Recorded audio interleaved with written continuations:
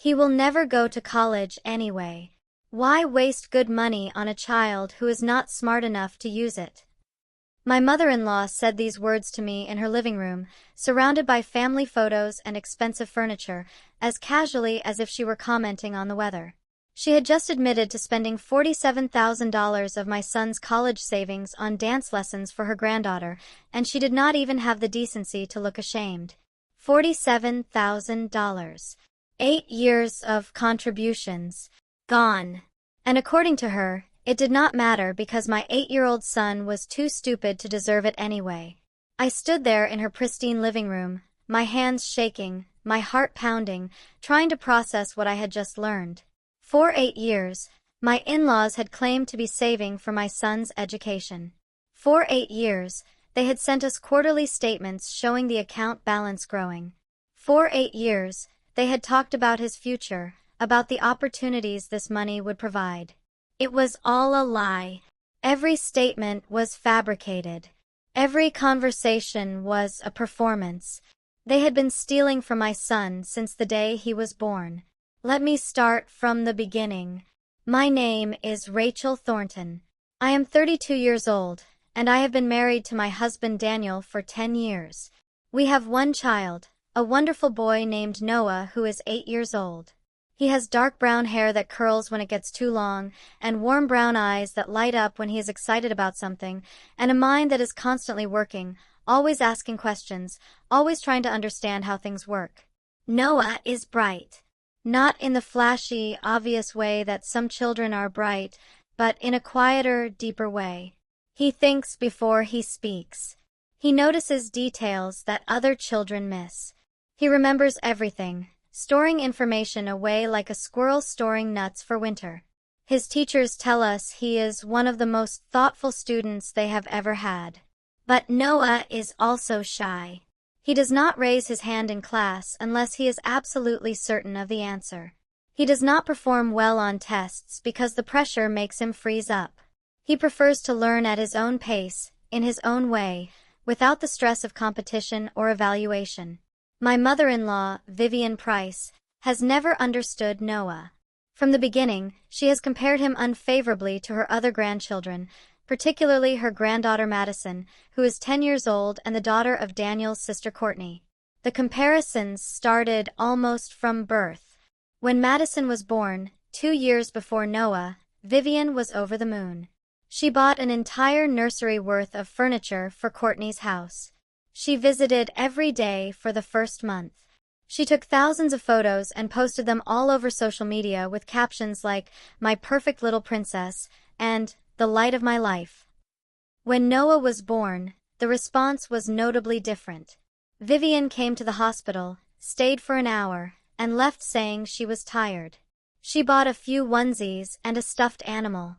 She visited once a week instead of every day, and her visits were shorter, more perfunctory. The social media posts were sparse and generic. I noticed, but I told myself it was because Madison was the first grandchild. The novelty was stronger. By the time Noah came along, the excitement had naturally diminished. That was normal, right? But the disparity continued as the children grew. Madison's every accomplishment was celebrated with fanfare. Her first steps, her first words, her first day of preschool, all of it was documented and praised and shared with anyone who would listen. Noah's milestones were acknowledged with less enthusiasm. "Oh, he is walking now? That is nice." First words? What did he say? "Oh, Mama." Well, that is typical. Starting preschool? Already. Time flies. The difference in tone was subtle but consistent. Madison was extraordinary. Noah was ordinary. Madison deserved attention. Noah was just there. Madison is everything Vivian values in a child. She is outgoing, confident, and performative. She loves being the center of attention and knows exactly how to command a room. Even as a toddler, she would dance and sing and put on shows, soaking up the applause like sunlight. She excels at dance, spending hours in the studio perfecting routines that she performs at every family gathering whether anyone asks her to or not. She brings home trophies and ribbons and certificates, tangible proof of her accomplishments that Vivian can display on her mantle and show off to her friends. "Look what Madison won last weekend," Vivian would announce, holding up a trophy. "First place in her age division. The judges said she has professional potential." The mantle in Vivian's living room is a shrine to Madison. Trophies lined up in rows. Framed photos from competitions, Madison in sequined costumes with her hair pulled back tight, her smile bright and confident. Ribbons pinned to a corkboard. Certificates in frames. A visual representation of a child who performs and wins and makes her grandmother proud. There is nothing of Noah's on that mantle. Not a single drawing, not a single school photo, not a single reminder that he exists. Noah brings home none of those tangible achievements. He brings home quiet curiosity and thoughtful questions and a love of learning that does not translate into awards. He brings home library books about dinosaurs and space and how things work. He brings home experiments he wants to try and questions he wants answered and a mind that is always thinking. Vivian does not know what to do with a child like that. She does not know how to value intelligence that does not announce itself. She does not know how to appreciate depth over performance. So she decided, somewhere along the way, that Noah was not intelligent at all. That his quietness was dullness. That his thoughtfulness was slowness.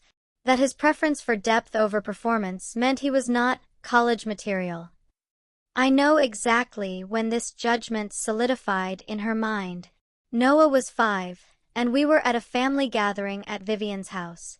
Madison, who was 7 at the time, was performing her latest dance routine for the adults. Everyone was watching, clapping, praising her.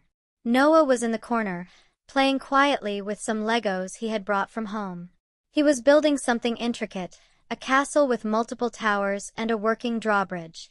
He was completely absorbed in his creation, oblivious to the performance happening across the room. Vivian came over to him. "Noah, why are you not watching Madison dance?" "I am building a castle," he said, not looking up. But Madison worked so hard on her routine. "It is rude not to watch. I have seen it before." "That does not matter. When family performs, we pay attention." Noah looked up at his grandmother, his expression confused. "But I want to finish my castle." Vivian's face tightened.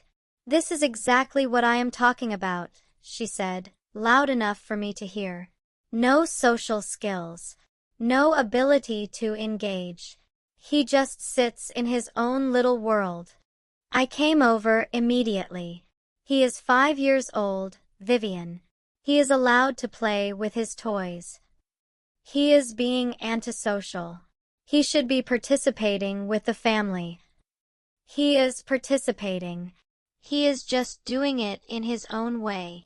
"His own way is not acceptable. Look at Madison.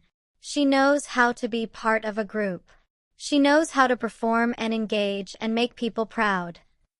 "Noah makes me proud every day. Just because he does not perform does not mean he is less valuable." Vivian did not respond, but her expression said everything. She had decided. My son was defective because he did not fit her narrow definition of a worthy grandchild.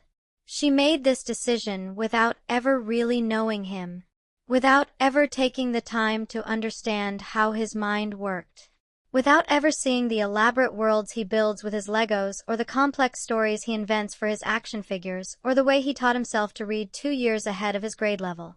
She saw a quiet boy who did not perform, and she wrote him off. The college fund was established before Noah was born.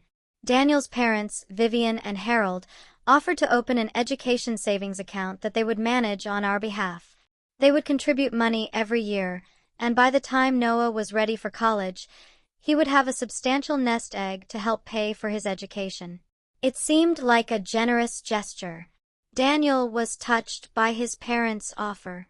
"They did the same thing for Courtney's kids," he told me. "It is a family tradition. They want to make sure all their grandchildren have the same opportunities. I had some reservations. I would have preferred to manage the account ourselves, to have direct access to the money and control over how it was invested. But Daniel convinced me that his parents knew what they were doing, that they had managed similar accounts for years, that we should be grateful for their generosity. So we agreed. Vivian and Harold opened the account in their names, with Noah listed as the beneficiary. We contributed what we could each month, usually around $200, and they claimed to be contributing as well. Vivian sent us quarterly statements showing the account balance, and every year at Christmas she would make a point of mentioning how well Noah's college fund was growing. $20,000 already, she announced when Noah was 3. By the time he is 18, there will be plenty for any school he wants. $35,000 now, she said when Noah was 6. Even with market fluctuations, we are on track. This boy is going to have options.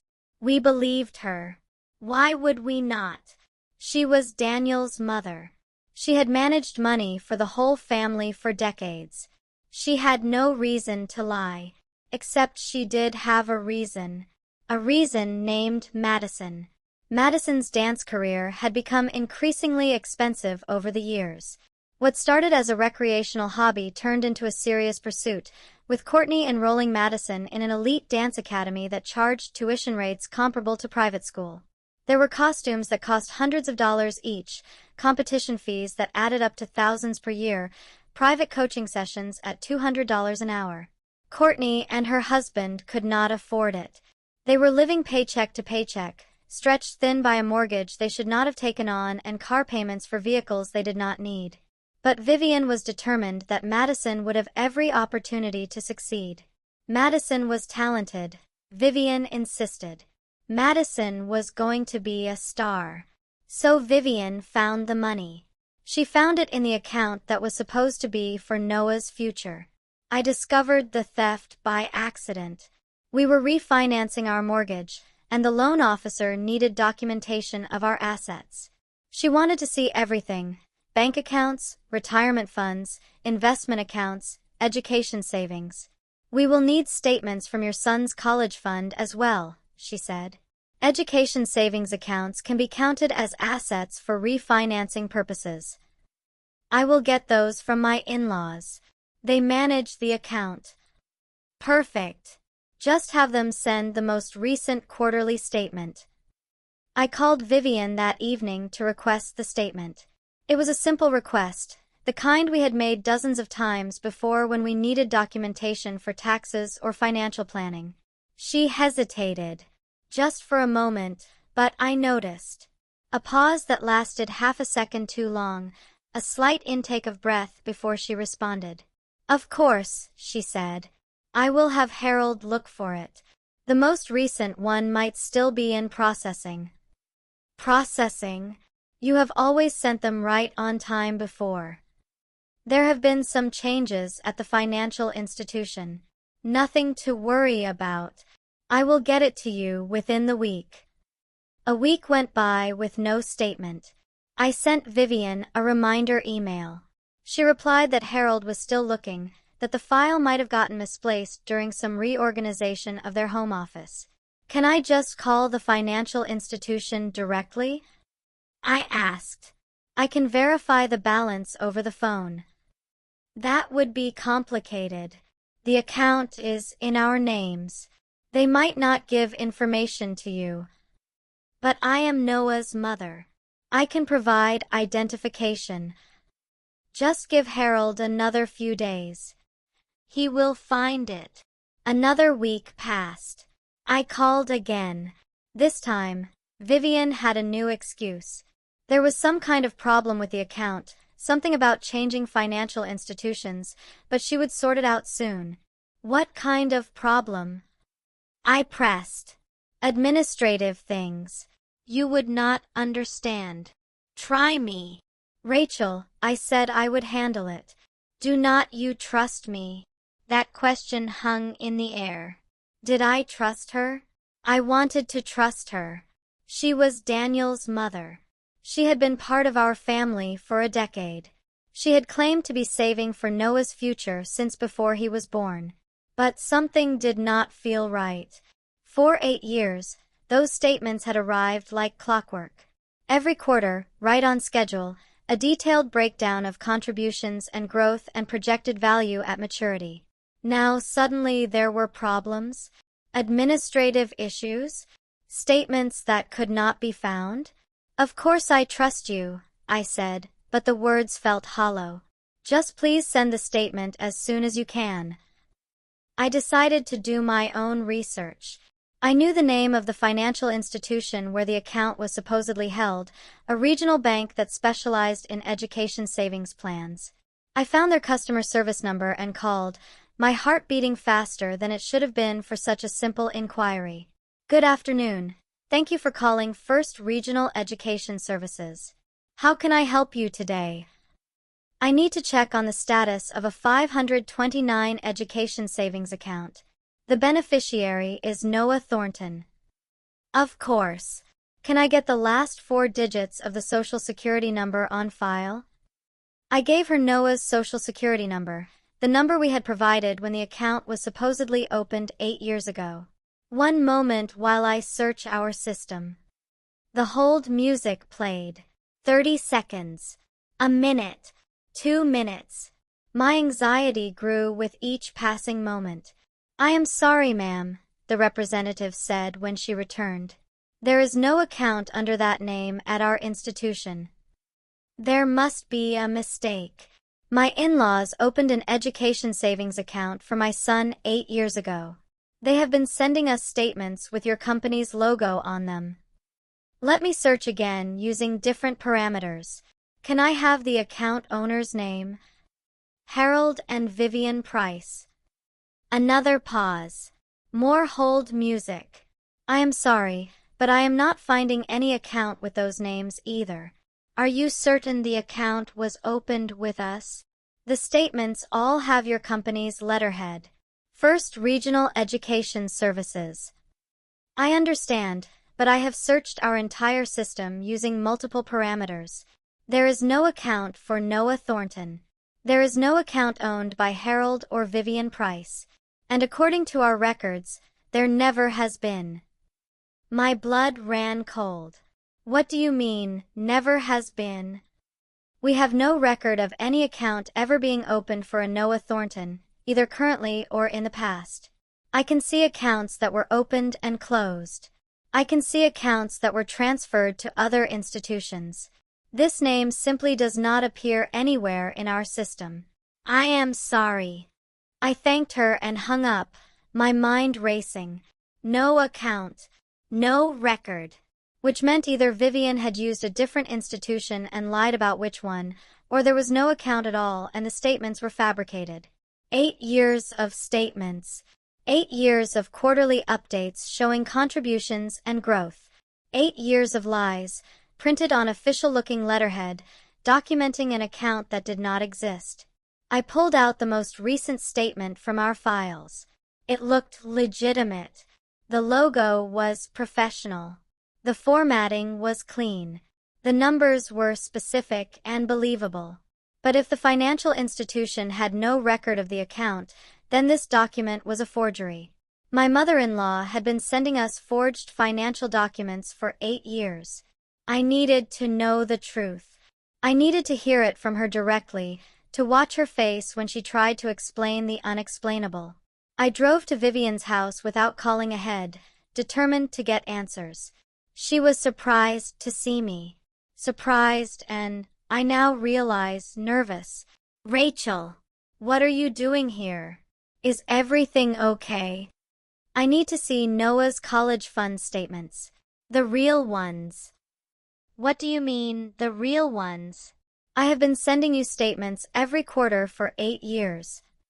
I called the financial institution listed on those statements. They have no record of any account for Noah. They say there never was one. Vivian's face went pale.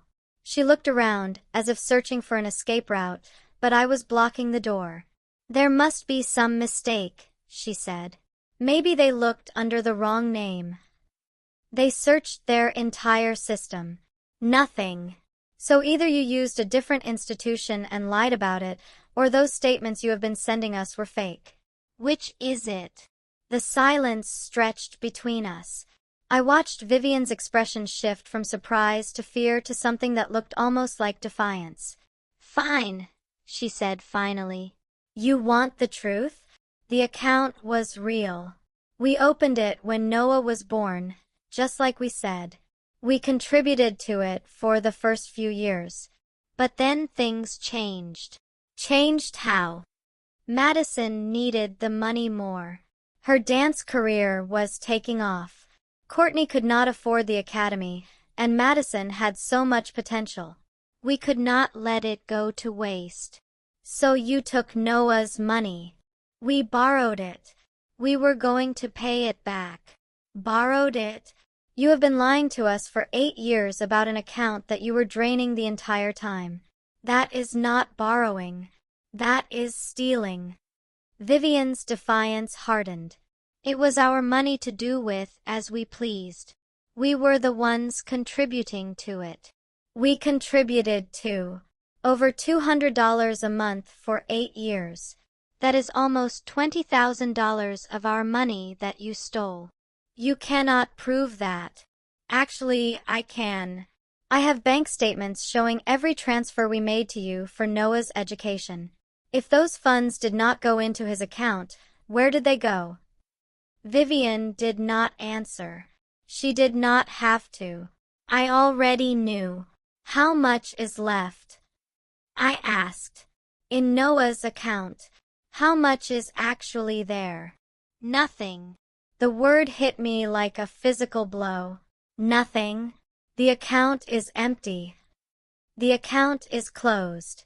There is no money left. It all went to Madison's academy. How much? How much total did you take? Vivian looked away. $47,000. Give or take. $47,000. 8 years of contributions. Our money, her money, money that was supposed to secure my son's future. All of it gone, spent on dance lessons for a child who was not mine. And you did not think we had a right to know? You did not think it was wrong to lie to us every quarter for 8 years. I thought we would pay it back before you ever found out. Harold was supposed to get a bonus. We were going to start replacing the money. But you did not. No, we did not. I took a deep breath, trying to control my rage. Why? Why did you decide that Madison's dance lessons were more important than Noah's college education? And that is when she said it. The words that shattered any remaining illusion that my mother-in-law cared about my son. He will never go to college anyway. Why waste good money on a child who is not smart enough to use it? I stared at her, unable to speak. She continued, apparently oblivious to the devastation she was causing. Madison has real talent. She could be a professional dancer. She could be on Broadway. That is worth investing in. But Noah. She shook her head. He is a sweet boy, but he is not academic. He struggles in school. He is not college material. Better to spend the money on a child who will actually benefit from it. Noah does not struggle in school. He is reading 2 years above grade level. His teachers say he is one of the most thoughtful students they have ever had. He does not participate.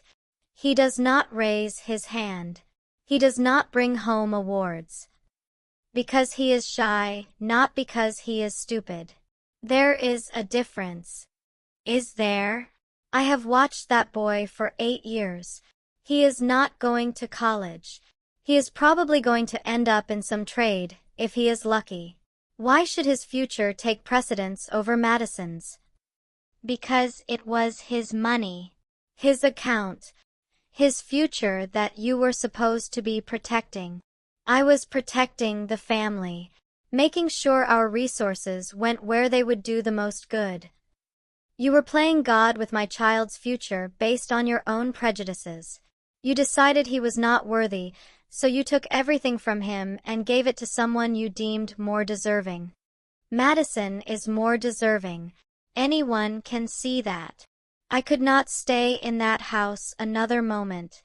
I turned and walked out, slamming the door behind me, and drove home in a fog of rage and grief. Daniel was at work when I got home. I called him immediately, my voice shaking as I told him what I had discovered. They did what? His voice was quiet, dangerous. Your mother drained Noah's college fund. All of it. $47,000. She spent it on Madison's dance lessons. That is not possible. She has been sending us statements for 8 years. The statements were fake. I called the financial institution. There is no account. There never was one, at least not after the first few years. She has been lying to us this whole time. Why would she do that? Because she thinks Noah is not smart enough for college. She said he is not college material. She said Madison deserves the money more because she has real talent. Daniel was silent for a long moment. She said that? About our son. Yes, to my face, like it was the most obvious thing in the world. I am coming home. Do not do anything until I get there. He came home. We talked. We argued. We cried. Daniel could not believe his mother was capable of such betrayal, but the evidence was undeniable. The account was empty. The statements were fake. The money was gone. What do we do? He asked finally. Can we get the money back? I do not know. We need to talk to a lawyer. Finding the right lawyer took time. We needed someone who specialized in family financial disputes, someone who understood the complexities of trust accounts and fraud allegations within families. We called several attorneys before finding Margaret Chen, whose firm had handled similar cases before. Our first meeting with Margaret was 3 hours long. We brought everything. The fake statements, our bank records showing the contributions we had made, emails from Vivian discussing the account, even the original agreement from when the account was supposedly opened. Margaret reviewed each document carefully, making notes, asking questions, her expression growing more serious as the full picture emerged. How long have they been sending these fake statements? She asked. 8 years. Since Noah was born. And you contributed money every month based on these statements? Usually around $200. Sometimes more around tax time. Do you have records of every contribution? Bank statements going back the full 8 years. We can show every transfer. Margaret nodded, writing something on her legal pad.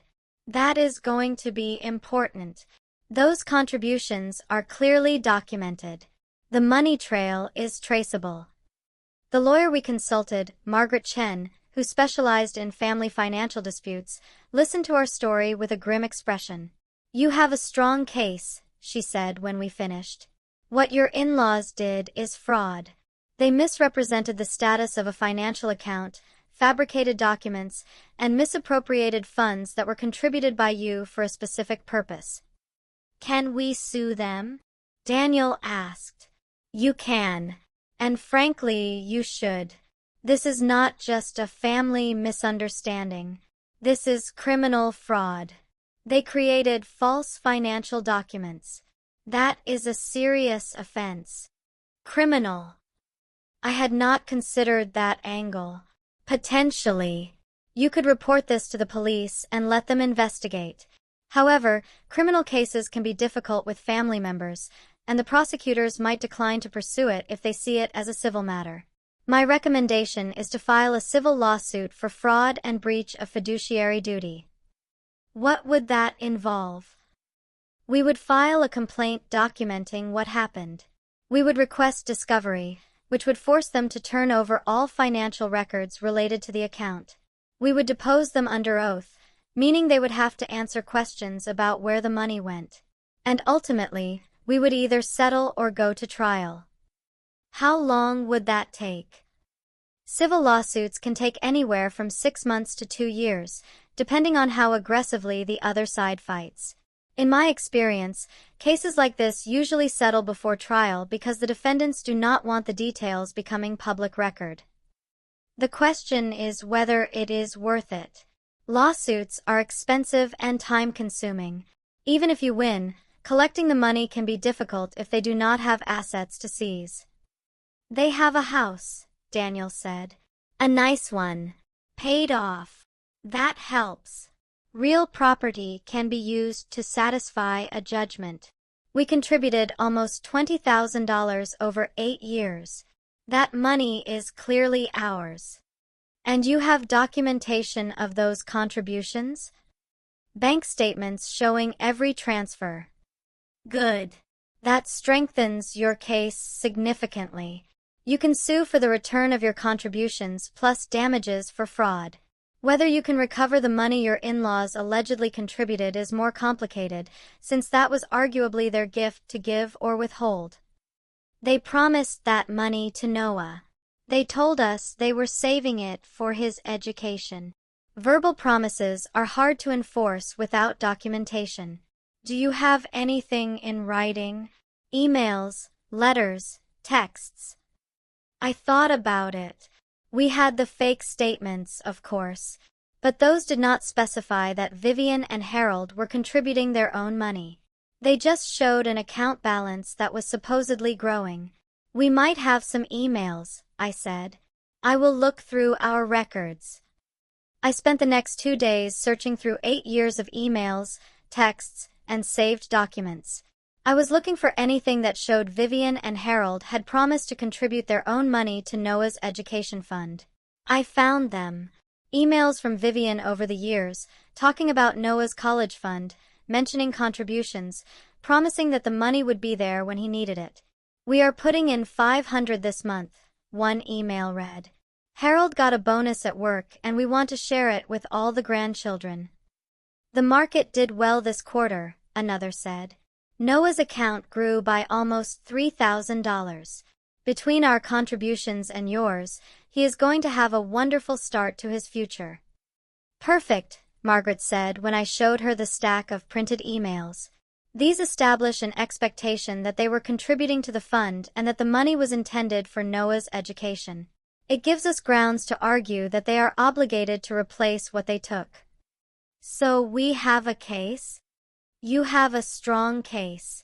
I cannot guarantee the outcome, but I believe we can recover the full amount plus damages. Are you prepared to move forward? Daniel and I looked at each other.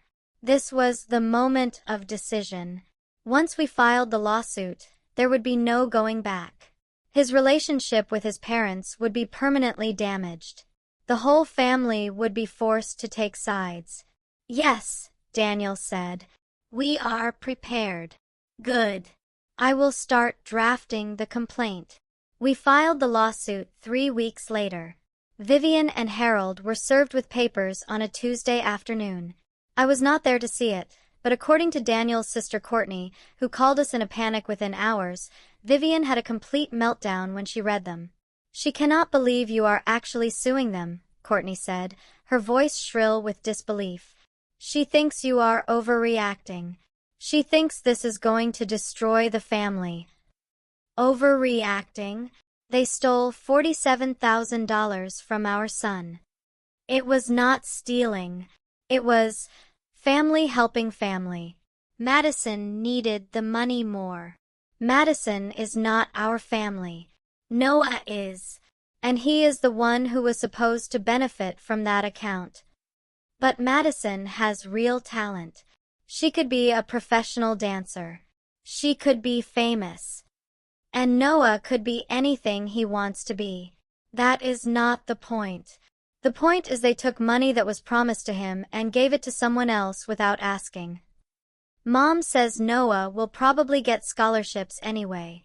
He is smart enough for that, at least. So now he is smart enough for scholarships but not smart enough for college? Which is it? Courtney did not have an answer.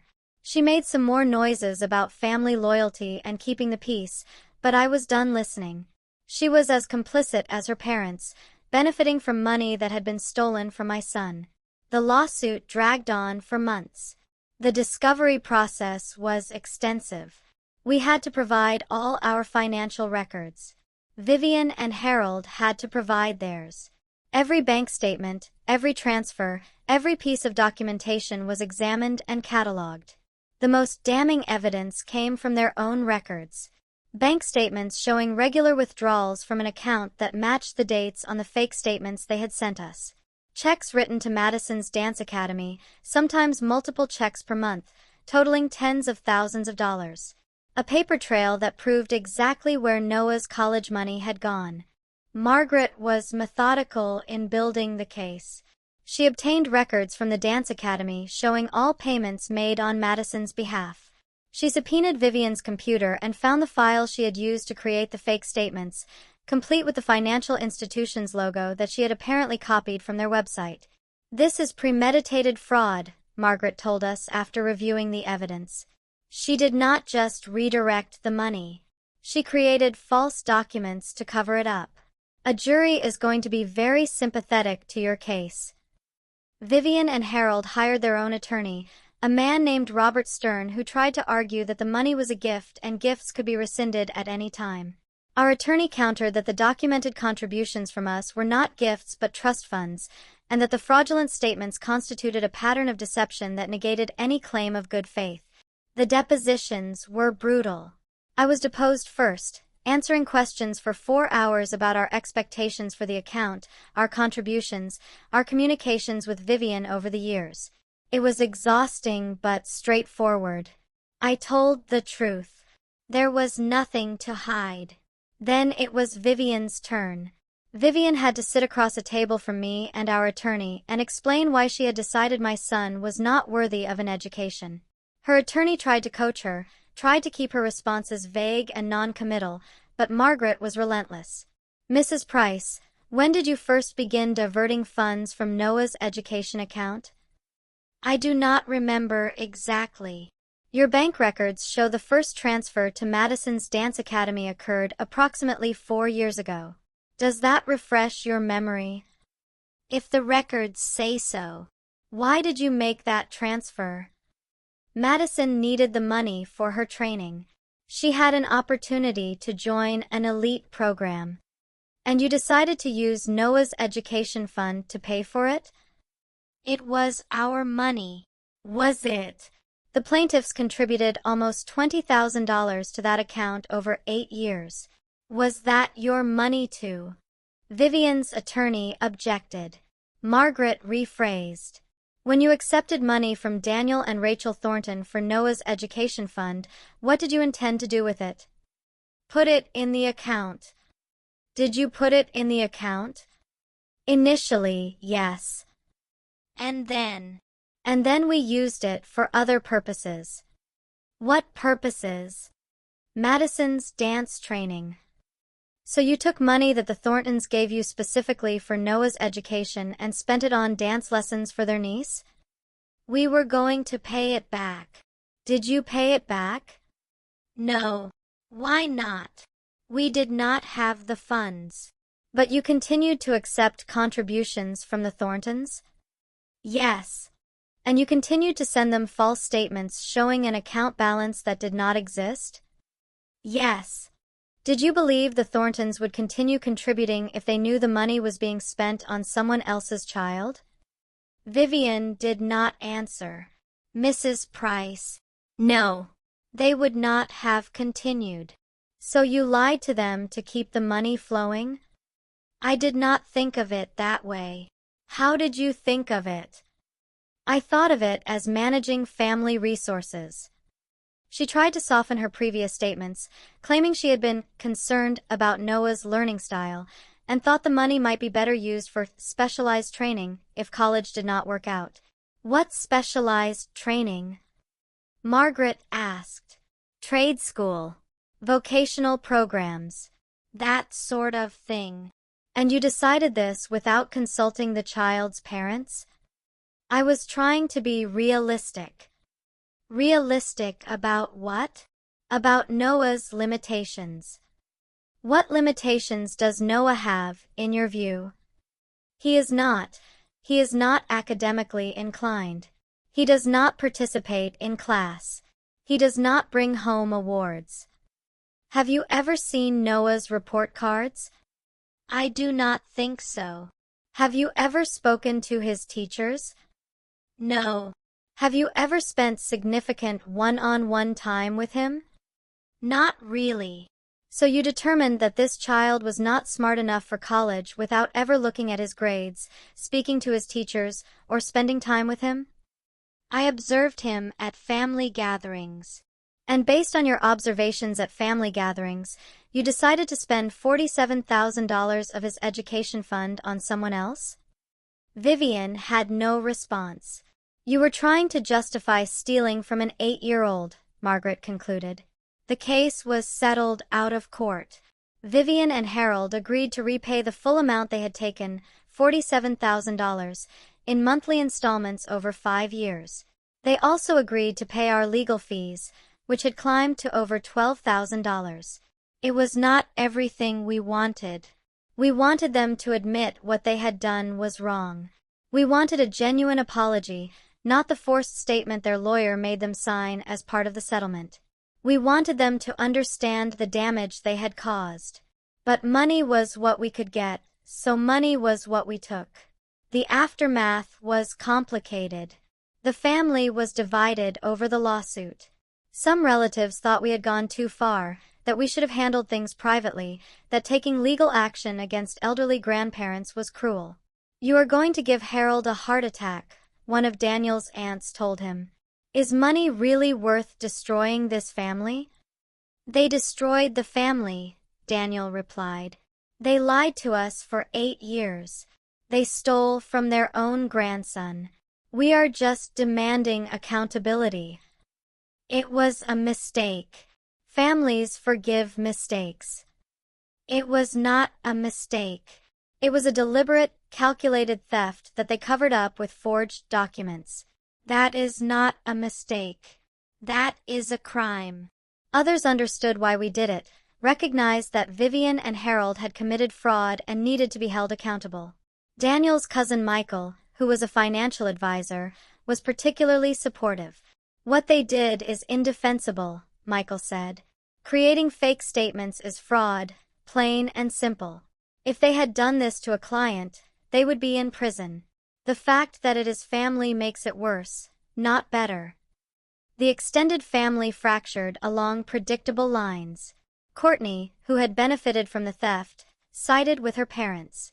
She stopped speaking to us entirely, which meant we lost contact with Madison as well, not that Madison had ever been particularly close to Noah anyway. Some of Daniel's aunts and uncles stayed neutral, maintaining relationships with both sides but refusing to take a position. Others quietly let us know they supported us, though they were not willing to say so publicly. Vivian tried to rally support by painting herself as the victim. She called relatives, claiming we were being vindictive, that we were trying to bankrupt her and Harold, that we cared more about money than family. They are going to take our house, she told Daniel's grandmother, who was in her 90s and did not really understand what was happening. Your grandson is trying to make us homeless. When this was reported to us, Daniel was furious. She is the one who stole $47,000, and she is trying to make us look like the villains? That is what manipulative people do, I said. They never accept responsibility. They always find a way to blame someone else.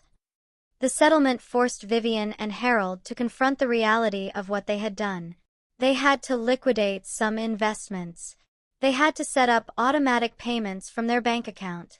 Every month, money left their account and went into Noah's new college fund, a fund that we controlled, a fund that no one could touch except us. Daniel's relationship with his parents was destroyed. He could not forgive them for what they had done, not just for taking the money but for the things Vivian had said about Noah. Every time he looked at his mother, he heard her voice saying that his son was not smart enough, not worthy, not college material. She does not know him, Daniel said to me one night, after a particularly difficult phone call with his father who was trying to broker some kind of reconciliation. She has never taken the time to know him. She looked at him and saw a quiet kid who did not perform on command, and she decided he was worthless. I know. How do I have a relationship with someone who thinks that about my son?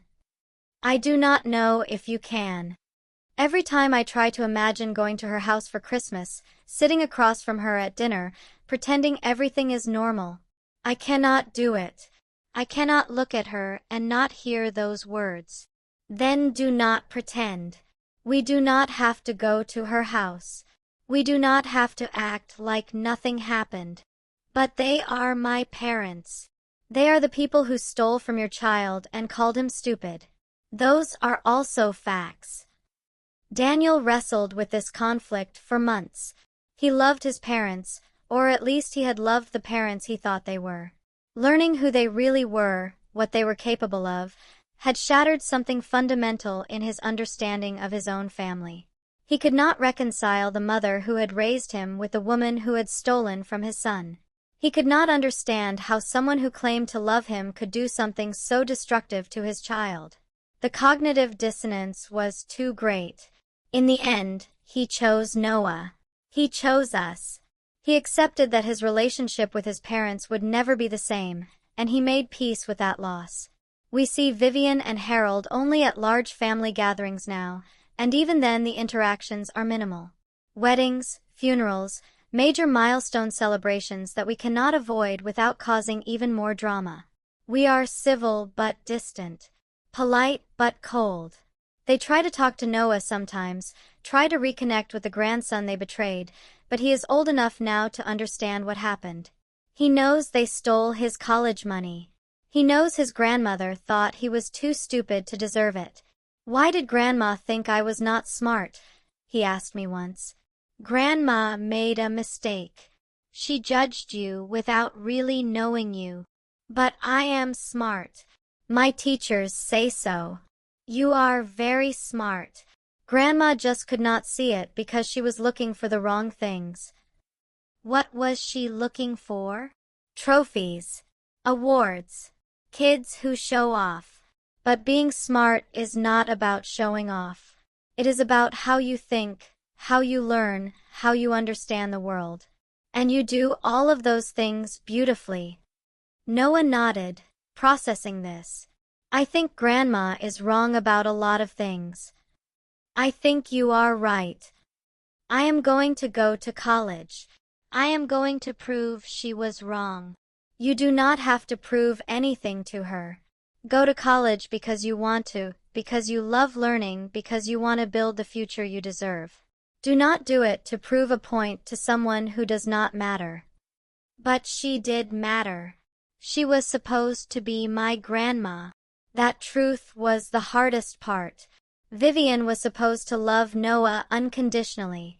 She was supposed to believe in his potential, to support his dreams, to help him succeed. Instead, she stole from him and justified it by calling him stupid. Some betrayals cannot be forgiven. Some relationships cannot be repaired. This was both. Noah is 10 years old now. His college fund has been rebuilt. We manage it ourselves now, through a 529 plan that no one else has access to. The monthly payments from Vivian and Harold go directly into this account, slowly replacing what was stolen. The balance grows every month, partly from our contributions, which we have increased now that we have more financial stability, partly from the payments Vivian and Harold are required to make, partly from the interest and investment growth that comes with responsible management. We check the balance regularly, not because we doubt it exists, but because seeing those numbers grow is healing. Every dollar is a repudiation of Vivian's judgment. Every penny is proof that Noah's future matters. He is thriving in school. His teachers continue to praise his thoughtfulness, his curiosity, his deep understanding of complex topics. His third-grade teacher told us that Noah asks the most interesting questions she has ever heard from a student his age. He does not just accept information, she said at our parent-teacher conference. He wants to understand why things are true. He wants to see the connections. That kind of thinking is rare, especially in children. We know, I said. We see it every day. He has discovered a passion for science, spending hours reading about space and physics and biology. He checks out books from the library about black holes and quantum mechanics and the origins of the universe. He watches documentaries about scientists and explorers and inventors. He asks questions that I sometimes cannot answer. Mom, if the universe is expanding, what is it expanding into? I do not know, sweetheart. That is a question even scientists argue about. I want to find out. I want to study the universe and answer the questions nobody knows yet. He talks about becoming a researcher, a scientist, someone who discovers new things about how the world works. He has a poster on his bedroom wall of the Hubble Space Telescope. He drew a diagram of the solar system that covers an entire wall. He named his stuffed animals after famous scientists: Newton the bear, Darwin the dinosaur, Curie the cat. College is absolutely in his future. Not because I want to prove Vivian wrong, but because Noah deserves every opportunity to pursue his dreams. He deserves the education that was promised to him. He deserves parents who believe in him unconditionally. We are those parents. We always have been. And we always will be. Sometimes I think about what Vivian must be feeling, watching those payments leave her account every month. Does she regret what she did? Does she understand now how wrong she was? Does she think about Noah and wonder what kind of person he is becoming? I do not know. I do not ask. The person who thought my son was worthless does not deserve to know about his accomplishments. She lost that privilege when she chose to steal from him. But there is a kind of justice in knowing that she is funding his future. The woman who said he would never go to college is now paying for his college education. The grandmother who dismissed him as stupid is now investing in his intelligence. Vivian sends birthday cards now, generic ones with checks inside, her handwriting shaky and uncertain. The checks go into Noah's college fund, same as the monthly payments. Every dollar she sends brings him closer to the future she tried to steal from him. There is a kind of justice in that. The woman who thought my son was worthless is now funding his education, one payment at a time. The money she stole is being replaced, and when Noah walks across a graduation stage in 8 years, part of that achievement will be paid for by the grandmother who thought he would never get there. He will get there. He will exceed every low expectation she ever had of him. Not because he has to prove her wrong, but because he is exactly who I always knew he was, a brilliant, thoughtful, capable child with unlimited potential.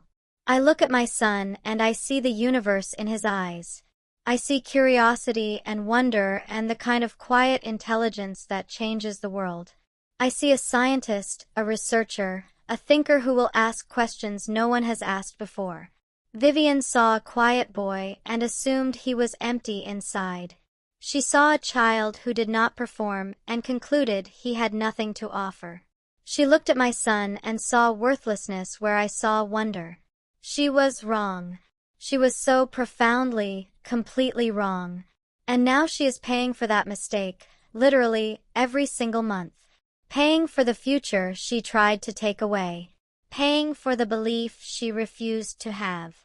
Mothers know their children. We see them clearly, without the prejudices and assumptions that blind others.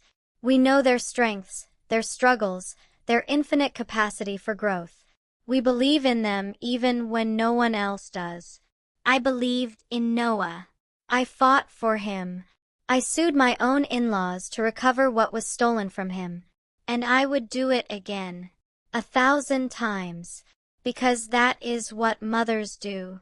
We protect our children. We defend their futures. We refuse to let anyone, even family, decide they are not worthy. Noah is worthy. He always was. And now he has the college fund to prove it. Thank you for listening to my journey of discovering what motherhood truly means. I have left 2 more stories on your screen, each from mothers who learned that protecting a child can mean standing alone against those once called family. Choose the one that speaks to you. And if you want to join a community of parents who fight for their children, that notification bell is waiting. Until tomorrow, remember, blood connects us, but a mother's love protects us.